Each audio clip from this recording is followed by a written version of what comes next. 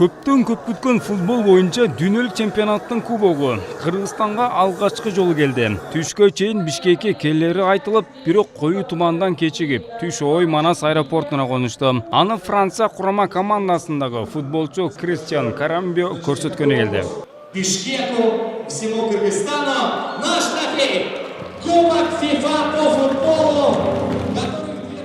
ФИФАнын кубогу 6 килограммга чукул, накта алтындан уютулуп жасалган. Кыргызстанга келген кубок айнеке оролуп келген. Бул кубокту өлкөнүн президенти менен уткан команда гана кырмай алат. Ал эми калгандарга тыюу салынган. Бирок анын жанында сүрөткө түшүүгө, видео тартууга тыюу салынган эмес. Андыктан анын жанында сүрөткө түшүүнү каалагандардын саны көп болду. Кезек-кезекке туруп сүрөткө түшүштү.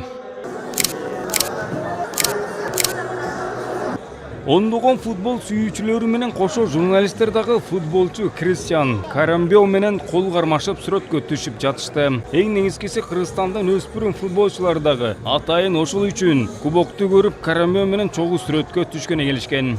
Команда менен келгем, атайын сүрөткө түшүшүн. Ага биздин тренерибизге рахмат. Биздин футбол ассоциация бизди чакырды ушул жерге. Атайын биздин алга командабызды. Аябай жакшы болуп атат. Биз мындай болорун ойлогон эмеспиз. Мага жагып атат. Буюрса бул кубок биздики болот. Кудайым буюрса, иншалла.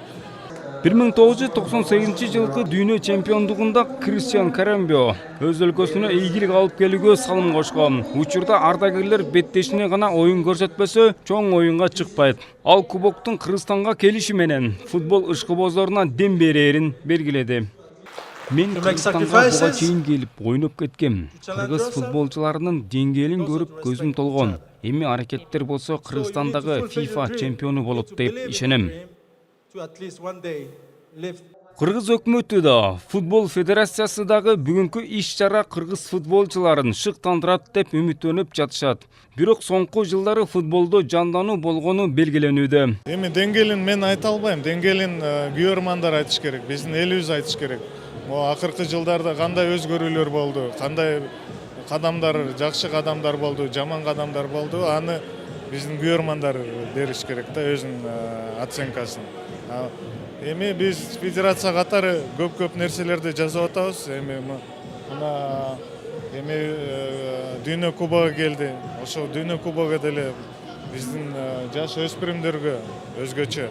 Ошолорго жакшы стимул, жакшы мотивация болсун деп ушундай кубокты да Coca-Cola компаниясы менен Бишкекке алып келип жатат.